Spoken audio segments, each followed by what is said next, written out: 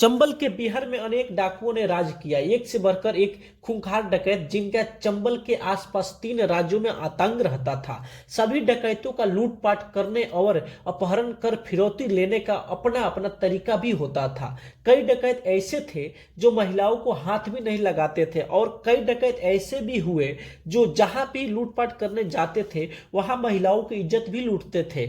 बिहार में कई महिलाओं डकैत भी हुई जिनके नाम का डंका चंबल के बिहार में बजता था।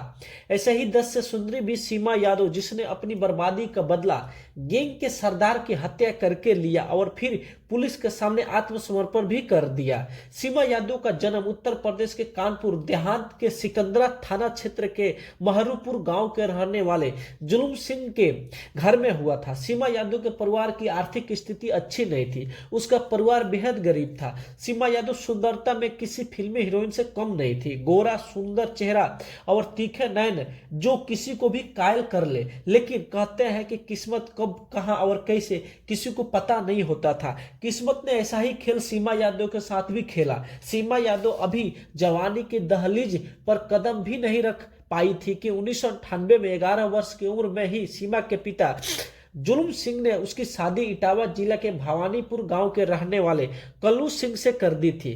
कल्लू सिंह सीमा यादव से उम्र में लगभग 14 वर्ष बड़ा था। उस समय छोटी ही उम्र की लड़कियों की शादी बड़े उम्र के लड़कों से करना आम बात थी। अपने पिता का आदेश मानते हुए सीमा भी अपनी ससुराल इटावा पहुंच गई। सीमा यादव के ससुराल को माहौल एकदम अलग था। ससुराल में डकैतों का आना जाना लगा रहता था। सीमा को डकैतों की आना जाना अच्छा नहीं लगता था, लेकिन वो समझ नहीं पा रही थी कि वो क्या करे। उसने अपने पति से इस बारे में शिकायत भी की, लेकिन कोई फायदा नहीं हुआ। अब सीमा की खूबसूरती भी उसके लिए मुसीबत बनने लगी। सीमा अपने मायके में आई तो उसने अपने पिता को भी डाकुओं के बारे में बताया, लेकिन पिता ने भी उसकी बात पर गौर नहीं किया और फिर वह अपने ससुराल आ गई।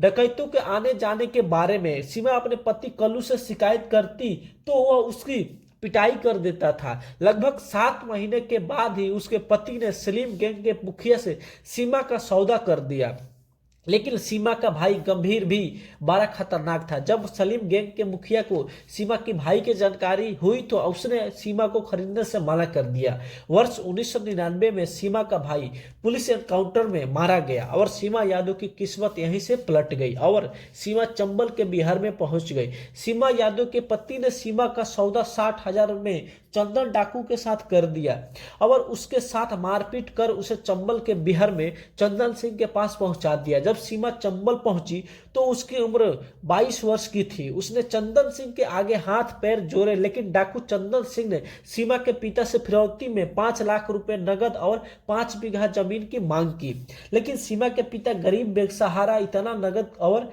जमीन कहां से लाए। उसके बाद चंदन सिंह सीमा यादव को साथ रखकर डकैती, लूट और अपहरण कराने लगा।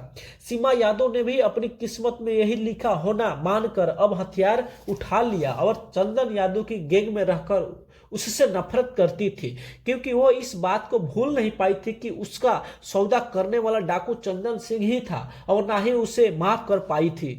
चंदन यादव से बदला लेने के लिए वो धीरे धीरे अपनी अलग गैंग बनाने लग गई, लेकिन समय बीतता गया और सीमा भी लूट डकैती अपहरण की वारदातों को अंजाम देने लग गई। लूट डकैती और अपहरण की घटनाओं में सीमा का नाम आने लगा तो पुलिस भी उसके पीछे पड़ गई। चंबल के बिहार में सीमा यादव का आतंक था और सीमा चंदन यादव से बदला लेने के लिए मौके का इंतजार सीमा वर्षों से कर रही थी। साल 2005 में वह घर ही आ गई और मौका मिलते ही एक मुठभेड़ में के दौरान सीमा यादव ने चंदन यादव को मौत के घाट उतार दिया और उसने अपनी बर्बादी का बदला लिया। अब सीमा यादव आजाद थी। उसने चंदन यादव की हत्या करने के बाद पुलिस के सामने आत्मसमर्पण कर दिया। सीमा पर कई हत्याएं, लूट और अपहरण के मामले दर्ज थे, इसलिए सीमा को 7 साल की सजा हो गई। सीमा की 7 साल जेल में रहने के दौरान उसकी मुलाकात देवेंद्र राणा नाम के युवक से हो गई। सीमा यादव ने देवेंद्र राणा को अपनी आपत्ति सुनाई।